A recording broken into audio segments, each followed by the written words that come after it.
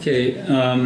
Now, I've read your paper, and one of the things that struck me about it was how you went about trying to gather data.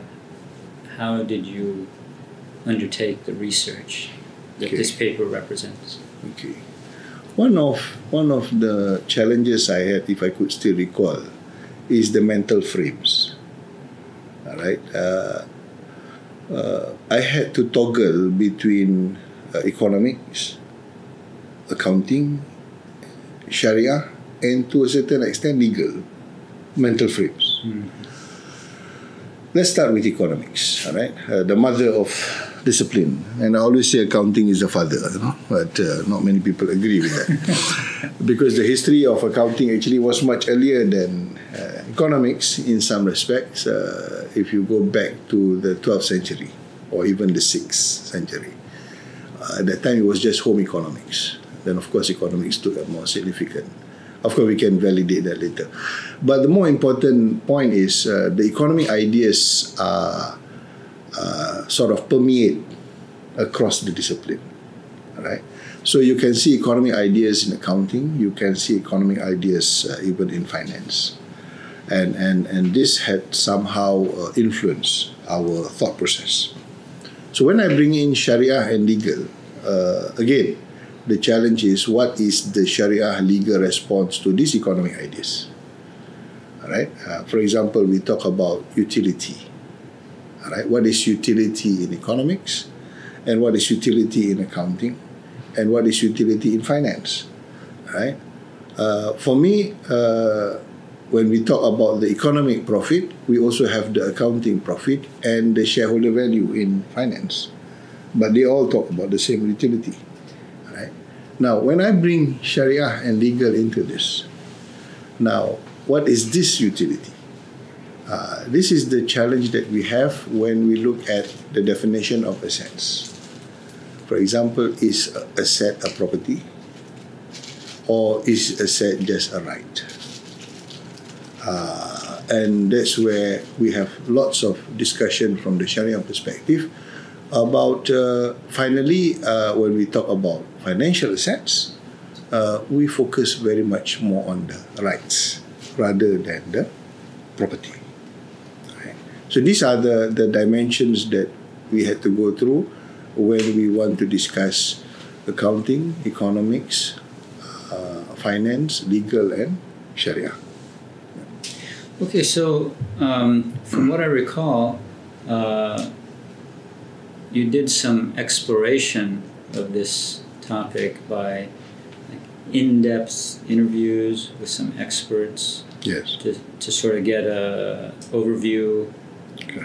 an expert view of the issues, and then you took that to different groups of experts. Yes. How did that work? Okay. We started off. It's like a protocol for the research. We start with an in-depth interview with a very senior partner who is familiar with Islamic banking and finance. And he gave us insight on what will be the key issues that we can see from, for example, IAS 38, which is the International Accounting Standards, 38 on intangible assets and finance, and also Islamic finance. Now, based on that interview, we were able to at least identify about 6 to 8 themes, which later on we put it in our report, the key 8 themes. From these 6 to 8 themes, we then identify 2 groups of 2 focus groups of accountants and Sharia. Some who are even in the accounting group has some significant Sharia background or understanding, but less of accounting in the Sharia group. So although I tried to do a balanced focus group, it did not become balanced in that sense, but it was balanced and proportionate to the respondents. For example, in the accounting group, we had more technical discussions on the standard. But for the Sharia group, I had to go back to 101 accounting first. All right. Bring them up to speed. Yeah, bring up to speed, right? So that they can clarify their thoughts. As I said, they came more from the Sharia legal perspective, rather from the economics accounting or finance accounting perspective. So we had the discussions. Now, from these two discussions, we then tabulate two sets of responses to the themes. Just to give us a little bit more comfort, we extend an online survey to the community. We didn't get a big sample, but it gives some initial response on where the sort of skewedness in terms of their response, which they favor. So we got a sort of a mixed finding from the survey, but we got some very clear strands of perspective from the focus group. So this, I could say, will be some of our findings that hopefully, inshallah, will be useful for further research.